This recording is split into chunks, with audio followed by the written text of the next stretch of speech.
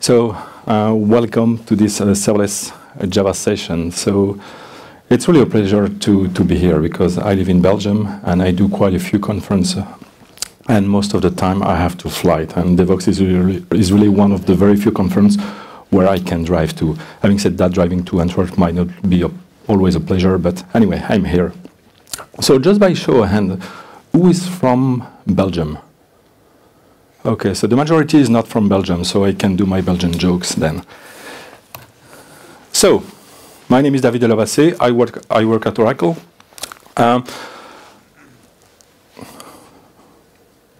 Okay.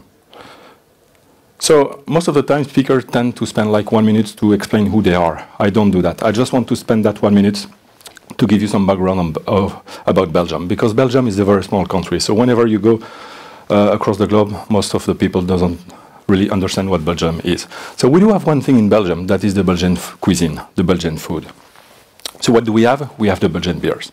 Over 1,600 different types of beer. And in fact, the UNESCO, so the cultural branch of the United Nations, have put the Belgian beers on the World Cultural Heritage List. So that's a big deal. Then we have the Belgian chocolates. We produce over 22 kilograms of fine chocolate per year per inhabitant in Belgium. Also, we have this. And clearly, those are not French fries. So there is an ongoing battle between France and Belgium about the ownerships of fries. And clearly, fries are coming from Belgium. You don't have to take my words. You can check the Wikipedia page of fries. There is a whole section that goes over that battle. And you will see that we have all the arguments. Those are Belgian fries. And finally, there's this in the Belgian cuisine, Brussels sprout. Anybody enjoy Brussels sprout? Well, I'm really sorry for you. And well, let me share you a theory.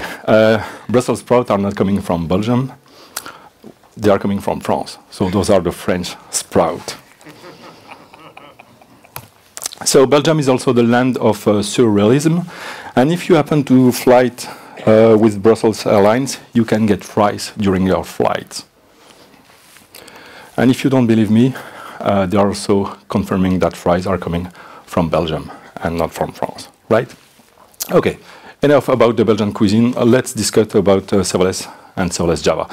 So I will first spend a few minutes just to set the stage, making sure that we're on the same page, and then I will focus really on the Java side of it. So, function as a services. Within any function as a services platform, we have this notion of a function. A function is basically a small piece of code that will perform one task. So it will get something in input that will basically trigger the function execution. The function will perform its job, and then it will produce some output. The function might also have some side effect, like putting something in a cache, for example. But at the end of the day, we have this notion where we have a small, well-bounded piece of code that will do something. It will be triggered, and it will do something. Then we have this as a services piece. And the as a services piece is basically the compute element on which your function will run on. And we can clearly distinguish two roles within a fast platform. There is the fast platform user, so typically you, the developer, who will write function. You will then deploy your function on a fast platform. And then there's a second role, that's the fast platform provider. And the fast platform provider has the dirty jobs of making sure that everything runs.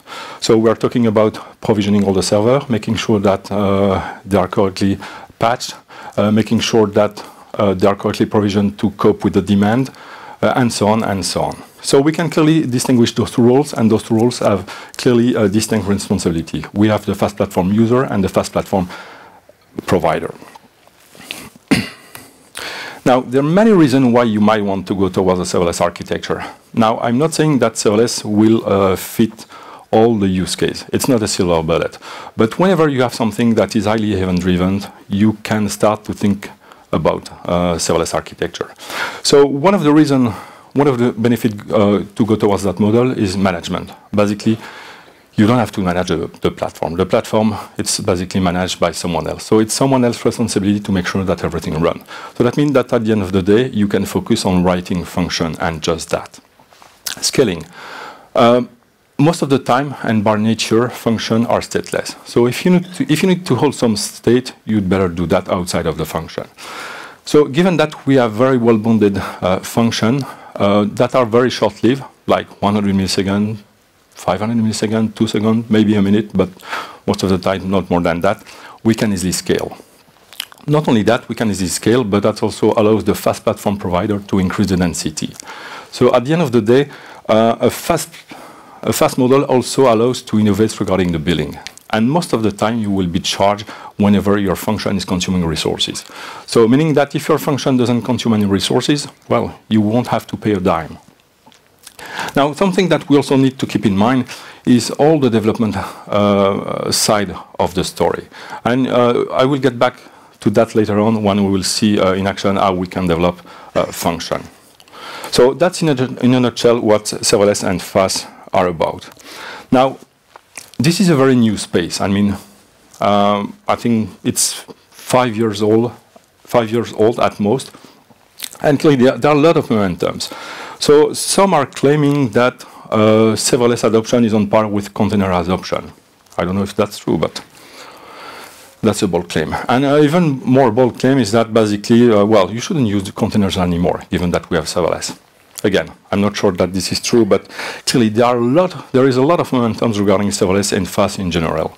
So let's now look at serverless Java, where we are on that front. So we know one thing. Java is a very popular programming language. So if you look at the latest TIOB index, Java is first, basically. If we look at the different metrics, so red monk, Java is second. So depending on which metrics you look at, Java will be first, second, or third. It doesn't matter, because at the end of the day, Java is one of the most popular programming language. Now, if we zoom in and if we look at Java within the serverless space, well, it's not that great. It's not that pink. Now, the thing is that we don't have a lot of data, but the very few data that we have clearly says that Java is not very popular in the serverless space, at least now. So this is a study that was done by the serverless frameworks guys, and basically they ask the user, okay, which programming language are you using on top of the serverless frameworks? If you see this big green arc, that's Node 6. So 70% are using Node 6. If you add that to Node 4, 5%, so basically 75% of the serverless frameworks users are developing using Node. So next is Python, 9.5%. If you add that to Python 3, and if you add that to Python 2, so basically 15% of serverless frameworks users are using Python. Java, for this study, is below 5%, which is really low. Now, you can also see that Go is also quite low, below 2%. So again, we don't have a lot of metrics, but that's one that we have. And we also have this one coming from the same study. So basically, they were asking in the first question, what are you using today? And the next question, what are you planning to use? So first, Node 6 is not in that graph. I mean, Node 6 would be, it would basically upscale the complete graph. So Node 6 is widely used. Next, Python. So you can see that there is a growth for Python 3.6 and Python 2.7 decline. But that's okay, given that 3.6 is increasing. You can see that Node 4 is declining. Doesn't matter, because most of the people are switching to Node 6. Java, 5%. And you see that it's pretty flat. There's no progression. On the other hand, if you look at Go, so Go is very low, but there is a clear interest in Go. So again, we don't have a lot of metrics, but the only few that we have clearly shows that, well, Java is not very popular in that space yet. Now, how can we explain that? Well, first, if we look at the landscape, the current landscape. So if we look at the three major cloud providers that are providing serverless or fast platform, well, the only one that is available and that provides Java is Lambda. So Google Cloud Function doesn't provide Java as of now, and Microsoft doesn't provide Java support yet. They are supporting Java 8 only on their 2.6 runtime, but it's in preview mode. So that clearly can explain why Java is not widely used today within the serverless space. Another reason might be this. So James Governor once said that basically startups tend to use the cool tool, the cool language of the day to start up, and when they have to scale, when they become mature, they are switching to Java. Given that serverless is relatively new, we might infer from that maybe it's too new, so people are still using the cool language of the day, and at some point in time, they might switch to Java whenever they become more mature. Again, It's just a guess. Another reason that might explain why Java is not very popular in that space is that maybe it's just not a good fit. So at the beginning, serverless functions were basically used as a glue code. So you had two services that you need to tie together, and you were just simply writing a functions to do that. Maybe Java is not a good fit for that. Given that we're talking about short-lived function, Java has not been optimized for a short-lived application. Java by nature has been optimized for a long-running application where the JIT kicks in at some point in time and so on and so on. So maybe from a technical point of view, Java might not be the best solution for writing serverless function. We'll see that later on.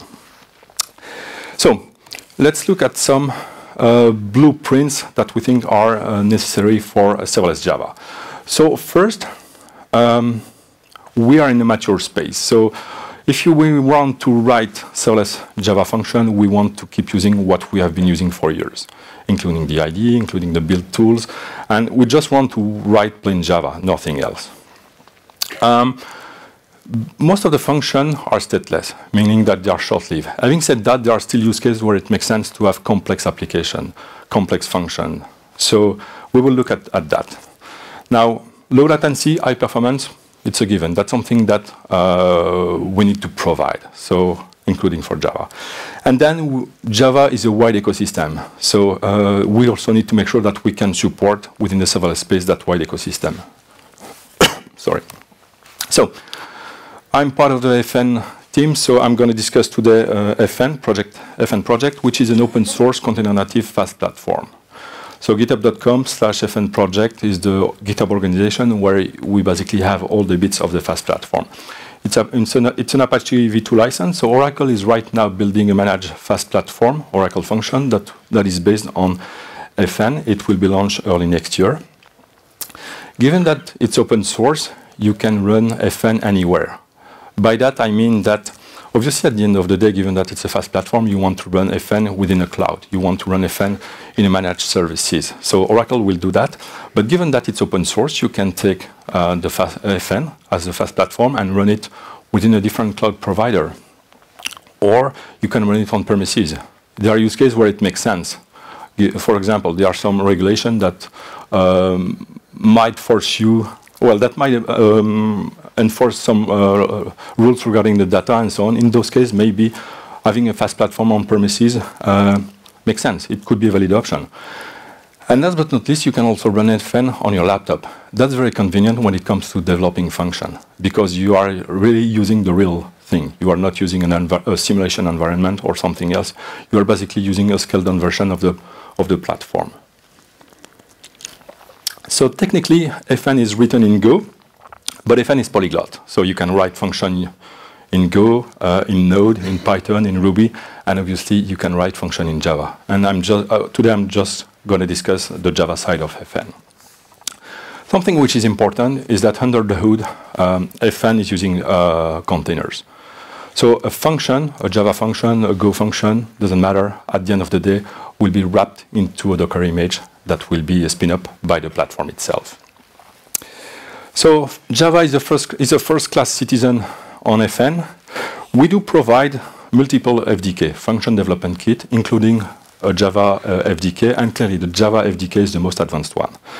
So the Java FDK provide two images. One image that is used to build, that is used by the tool to build your function, and a second image that is used to run your function.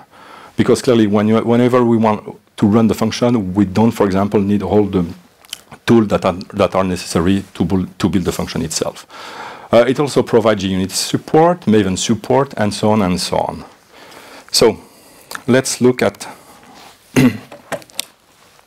FN, how it works. So what I have running here is FN on my machine. So the first thing that I want to do, I want to bootstrap a function. So I'm going to use the FN CLI for that. So FN init, and then I need to specify which runtime I'm going to use. So I can say Go, but obviously I'm going to say Java. And then I need to give my function a name. So let's call it Duke. So the CLI has generated some boilerplates for the function. And we see here that there is a POM file, meaning that a Java function in FN is basically just a Maven project. So I can use my IDE for that. So let's look at what we have here. Sorry, it's a bit small here. So one of the files that is generated is this file that contains some metadata regarding the function. So, well, that's the name of the function, that's the runtime that we're going to use, that's the build image that we're going to use, and that's the run image that will be used. And this is our function. So out of the box, we generate a default function that you can easily extend. It's basically a simple hello world function. And I just, sorry. Okay. Okay, so this is my function. So this is basically the class, and then this is the method within the class. So we can have a look at the class that has been generated. Oops. So this is the function. So you see that it's plain old Java. So there is a simple class, and in that class we have one method. There is no interface. So this is the function. So this method is the actual serverless function. It gets a string and it will produce a string. So it can't be more basic than that. We have the POM. So it's a standard POM. So you can use it, for example, to test your function, because one of the things that we do generate out of the box is a JUnit harness that you can use to test your function. So if I'm going back here, Maven test, and that should test my function. Okay, my function works.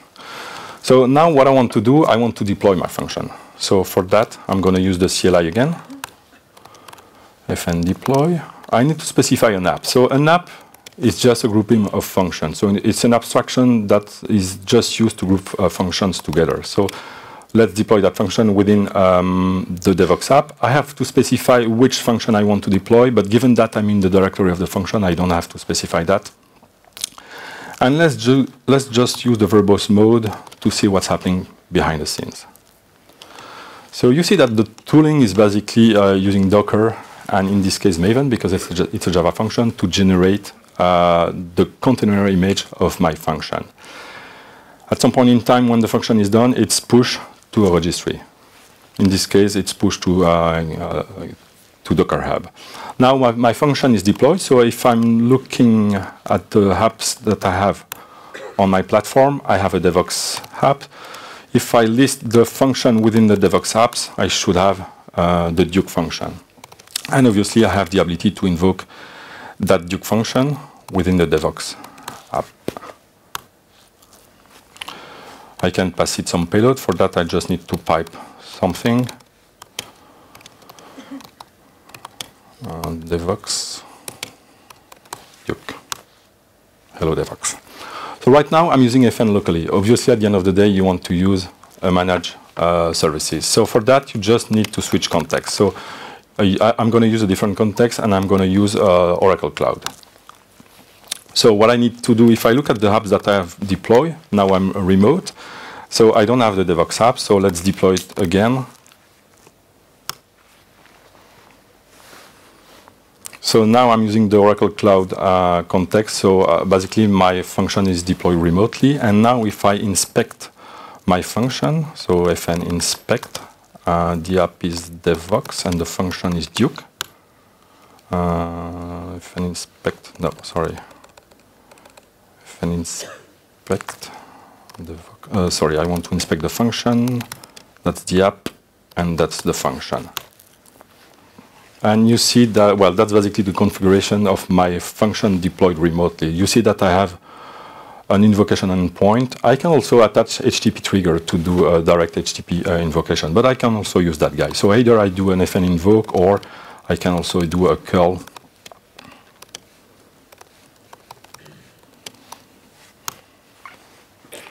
And you see that it works. Now, if we look at this function, it's pretty basic, right? It gets a string and it produces a string. So what we can do this. So I'm going to make it very short because, so we can create a person. So a person has a name, right?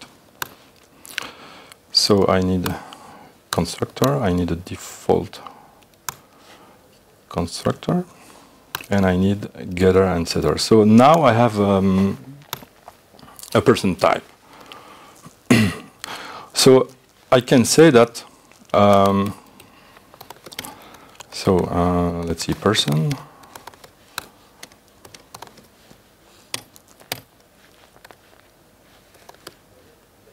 Let's see, new person. So what is going on here? What?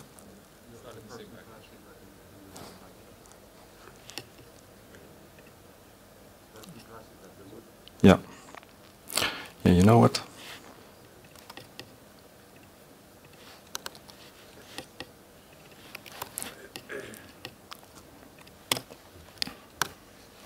And so what do we have? We have the name, for example. And obviously, I want to return that object. And I need to make sure I change my signature here. OK. So now I will switch back to the local context to save some latency. So fn context use context local. And I will redeploy, I say redeploy, my function.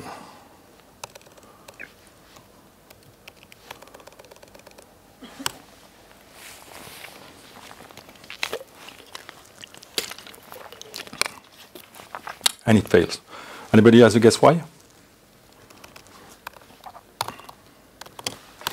So each time we deploy a function, we test it. And obviously, my test should fail. So we can fix the text.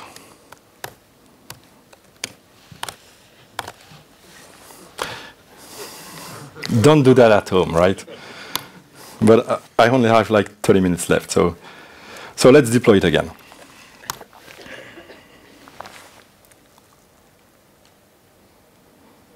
And you see, they are fixed.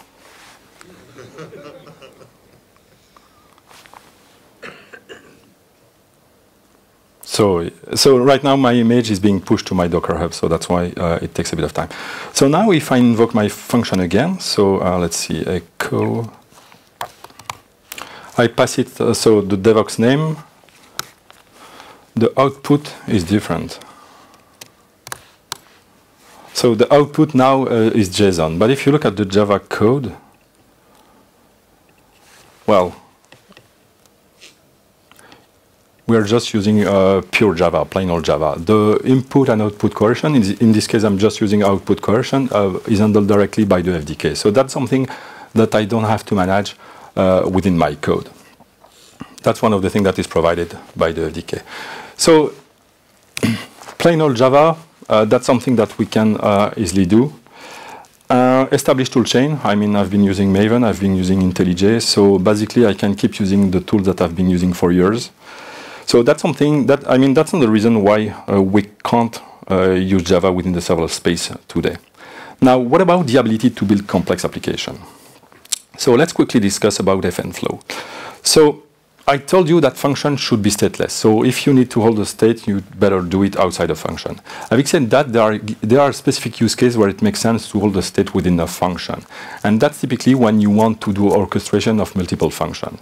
So the idea is the following. So you have a function that will invoke another function. It will wait for the result. When it has the result from that invocation, it will trigger another function. Maybe that other function will fail, so it will have to compensate the failure, and so on and so on. In such a case, you need to hold the state within the main function. So for that, we are providing FN flow. We have an implementation in Go, but I'm just going to discuss about the Java Flow API. So if you know the completable feature and the completion stage API of Java-IC, that's exactly the same concept, the same idea and the same construct. So the completable and completion stage API of Java-IC is basically an API that allows you to chain asynchronous tasks. So you have an API that you can define, that you can use to define asynchronous tasks. So I want to do this within an async fashion, and whenever I get the result, I want to trigger the execution in an async fashion of that other task, and so on and so on. It's exactly the same idea, except that completable feature happen within a single process. Here we are talking about function, which by nature are distributed. So you have the ability to do the exact same thing, except that everything is distributed. And everything is handled at the API and hidden by the API, so you don't have to deal with that.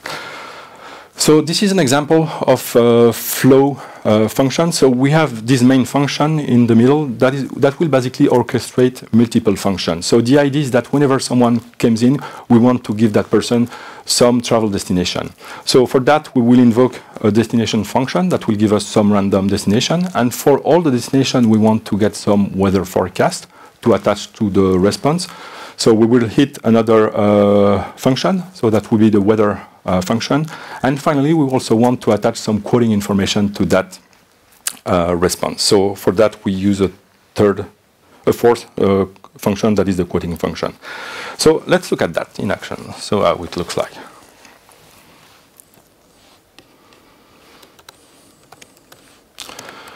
So I have this Voyage application. So I'm always very good at finding very good names for my demo. So let's look at which function we have within that Voyage application. So we have 4 functions. So there's the destination recommendation function. The name is very obvious. We have quotation, which will give us quotation. And we have weather forecast that will give us weather forecast. And finally, we have the rec for recommendation. Given that I have to type the name, I made sure to make it short. So basically, the rec function is the one that will orchestrate the other function. So let's invoke that guy. So for that, I will just pass some payload. So let's pretend that we want to have 6 recommendations, right? So fn invoke. So the application and then the rec function.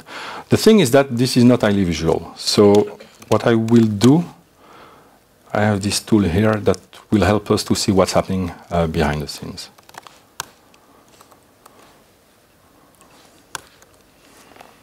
So this is the main function. So we have we have a bunch of destinations. Then for each destination, we are invoking using the Flow API the weather forecast. We see that some of them are green, some of them are red. Basically, they are failing. That's something that is enforced in the demo. We make sure that some of them are failing.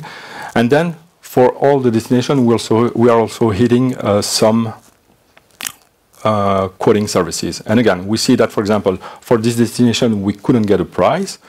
And for this one, we couldn't get a price. But for the others, we were able to get a price.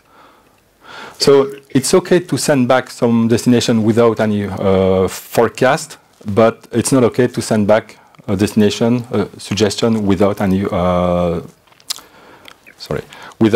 any pricing. So I'm going to hit start again so that we can see the result. So if I go back here, I will have different result. But hopefully, we still have a few that are failing, and we should have a few that will fail here also. So this time, we only have one destination for which we have a pricing. So here, we should only get, we only have one destination. That's Los Angeles, and in this case, we have the weather.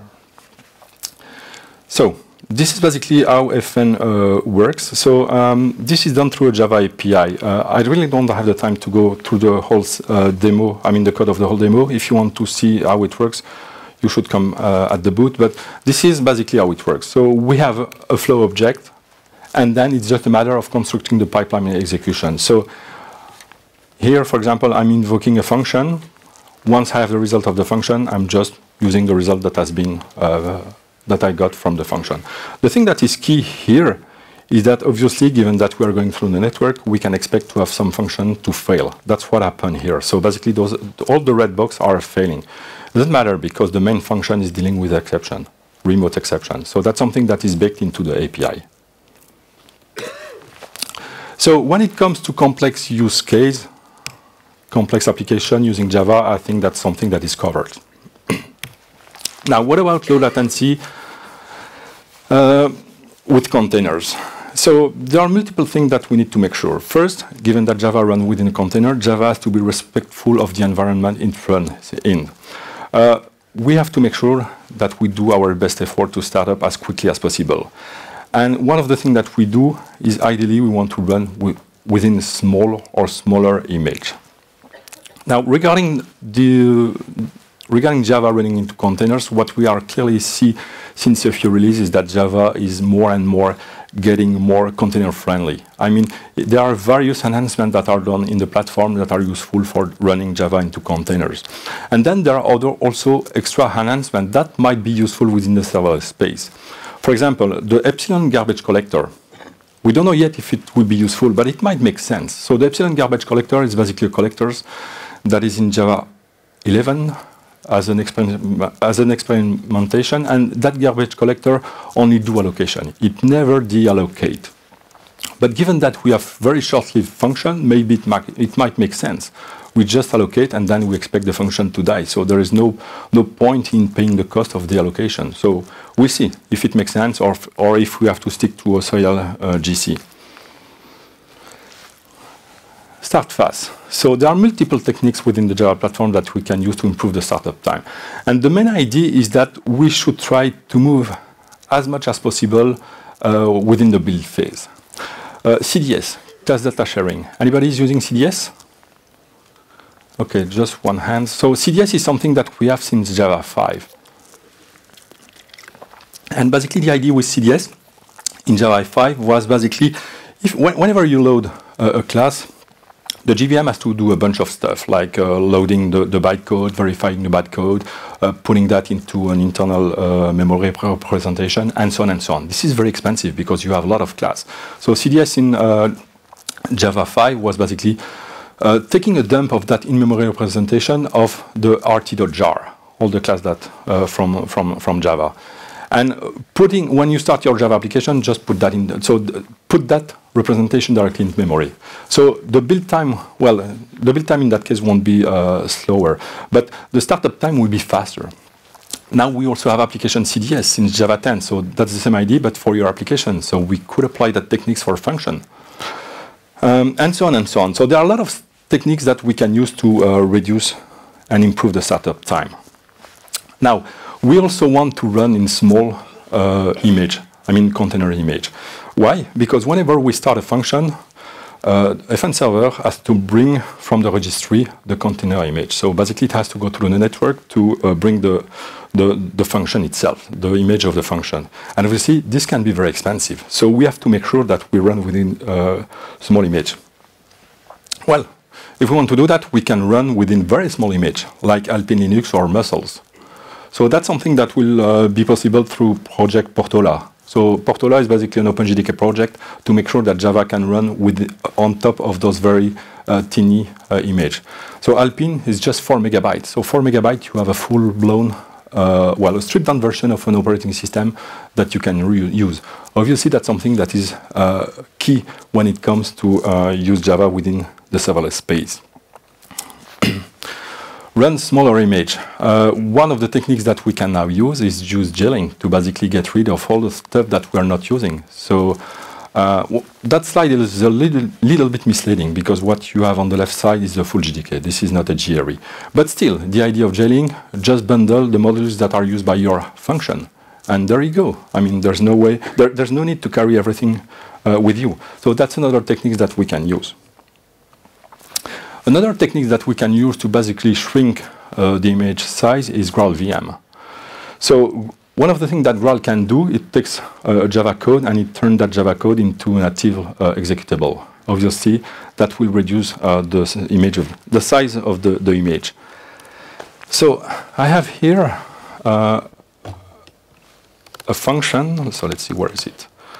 FN SVM. So that's the substrate VM. So I have in fact two functions. That's 2 times the same function. So given that Graal is only, as of today, supporting Java 8, I have the function that will be using pure Java 8 support, and then I also have the substrate VM version of that function. So if we look at the function itself, so FN ls app, I can't remember what is the name. Oh, okay, yeah. So within the IBAN application, I should have 2 functions. One is IBAN Java 8, and the other one is IBAN SVM. So that function is basically used to check that a bank account is valid. It used some IBAN 4G dependency that I found. So I imported that through Maven. And the way it works, so we need to have a valid. So this is a valid bank account.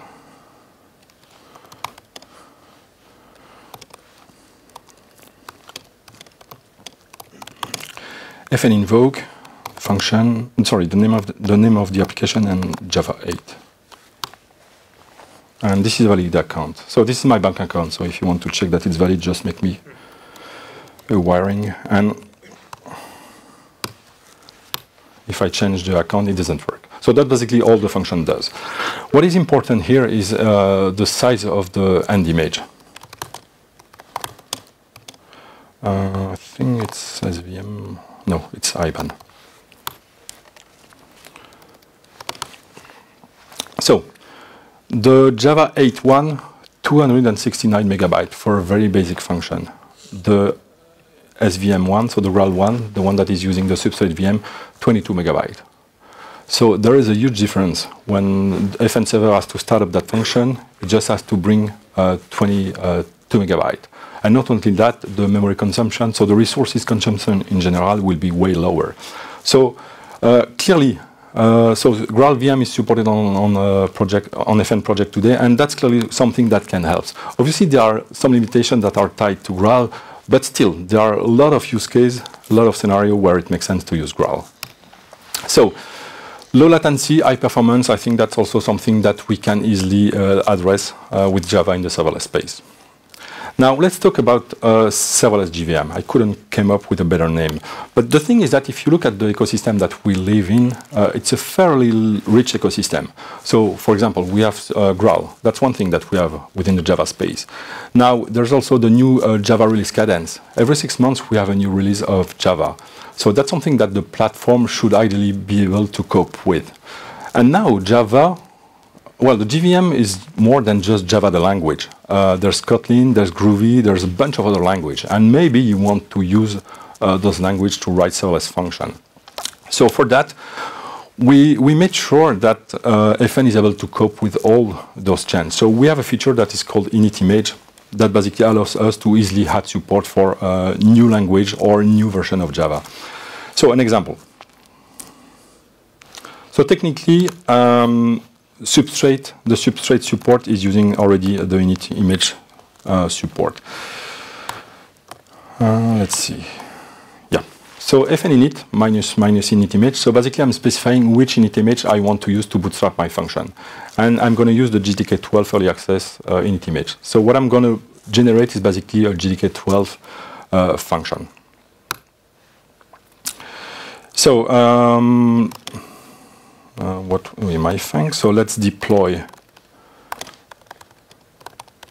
that function. So Devoxx, it's called myfang.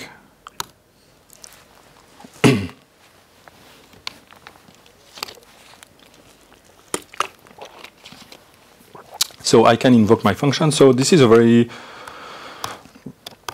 well, basically, the only thing you do with this function, you give it a day, and it will answer with something. So Monday, fn invoke Devoxx, and then myfang. So on Monday, you should get back to work. Now, today it's Thursday. Almost there. Wait till tomorrow. So tomorrow will be Friday.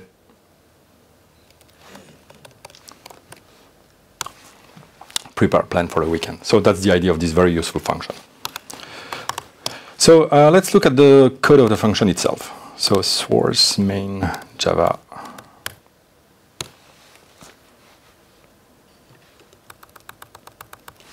This is a Java 12 function. So you see that it used a new switch expression that return a result. I have multiple case label here. So Monday or Tuesday, get back to work. Saturday and Sunday, enjoy the weekend, and so on. And it also uses the var. So the init_image capability of FN allows us to easily support a new version of Java. Having said that, I'm not saying that today you need to write Java 12 function. It's not yet available. I mean, it's still early access. But today you can write Java 11. Yeah, I said Java 12. Yeah, so today you can write Java 11 function. That's something that's a given. So that's something that is available in FN, and we are also using that to basically add support for other language. So fn init minus runtime Kotlin. So you give your function a name. So FN also supports Kotlin.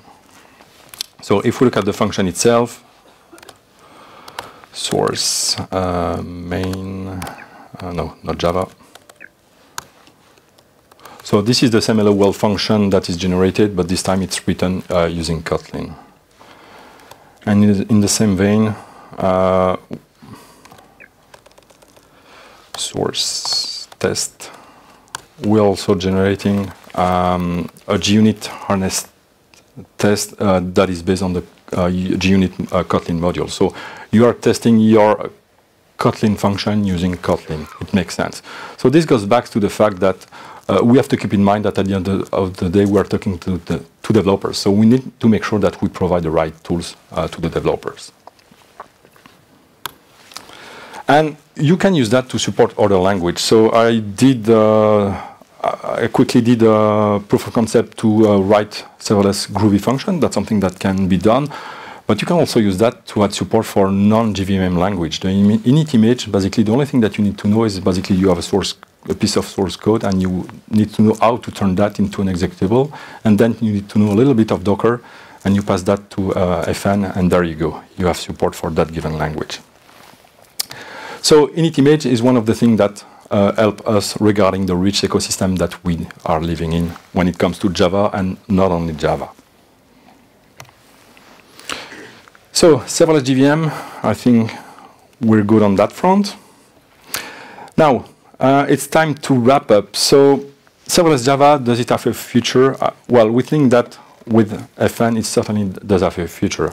So we are leveraging OpenJDK. We are also leveraging other projects such as GraalVM. Now, to be perfectly fair, today I've talked about FN project, which is an open source fast platform, but there are other open source fast platforms that also support Java. So I think that Java within the serverless space, we are just at the beginning. And clearly, we are investing to make sure that Java can be relevant within that space also. So with that, we have like 8 minutes for questions. So are there any questions? Remarks?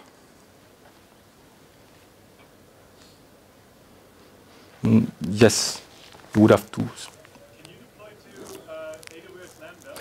So the question is, can you deploy to AWS Lambda? No, you can't. But you can deploy. You can run FN on top of AWS. But you can't deploy FN function on top of AWS Lambda. Any more questions? Yes, sir. You were explaining that you will be deploying this as a container on AWS, right? So the question is, how can I deploy FN on AWS, right? Yeah, but are you deploying it as a container? No. Well, so what you will have to deploy on AWS is basically the FN platform. So that would be multiple FN server, because you want to scale and you want to ensure some availability.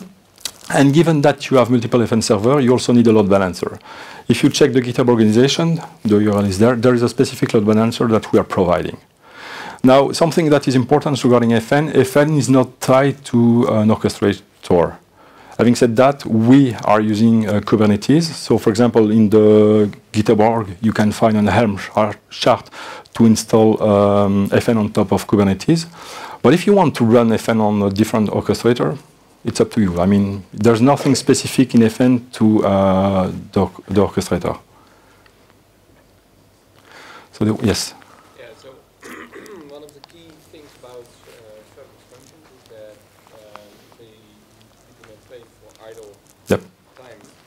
And well, considering so that you actually run on containers or use Kubernetes as orchestrator, for example, how do you see that this happens that you don't pay for idle time? So the question is that, so I will repeat the question. So one of the key aspects of fast is that you don't pay whenever your function is not running.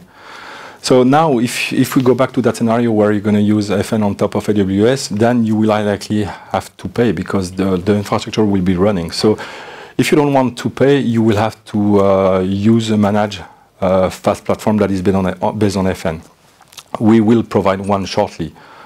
But if you are deploying FN and if you manage FN by yourself, So there are use cases where it makes sense, but you have to understand and acknowledge that you will have to manage the platform, and you will also have to pay for the resources for the platform itself, even when it's not used. I mean, so FN basically provides you many choices. So you can go from full on-premises to in the cloud, in a different cloud provider, to a fully managed offering that Oracle will offer. But given that everything is open source, we might also expect others to provide FAS based on FN. Yes? Say that there are other alternatives for serverless Java. Yep. If you can list them and eventually we can compile it with FN. So the question is, there are other alternatives, there are other open source FAS platforms. I can't really list them, but the thing that, one of the key aspects that we have on FN, I mean, if you're asking what would be the, how would you compare? So FN, it's very easy to get started. The only thing that you need to have to run FN on your laptop is to have Docker running. So if you are a Windows user, bad luck. But if you have Linux or Mac, I mean, in less than 2 minutes, you will write your first function. So FN init, FN deploy, and you're done. So we have a very strong focus on the developer experience. We make sure that Java support is really first class on FN. That's one of the differentiators that we have versus others. But having said that, we don't that. Well, we also make sure that all the popular languages are supported on FN. So Go, Python, Node, and so on. But I mean, developer experience, how easy it is to get started. And then we also have other features which are like FN Flow, for example. So we have this API that if you have been using the compilable feature API of Java-EC, you can write complex function orchestration very easily. That's something that the others might not have. Any other questions? Well, we are at the end of the session. So if you have any other question, I'll be at the booth. So I will just conclude with github.com/FN project, and also fries are coming from Belgium and not from France. That's key. Thank you.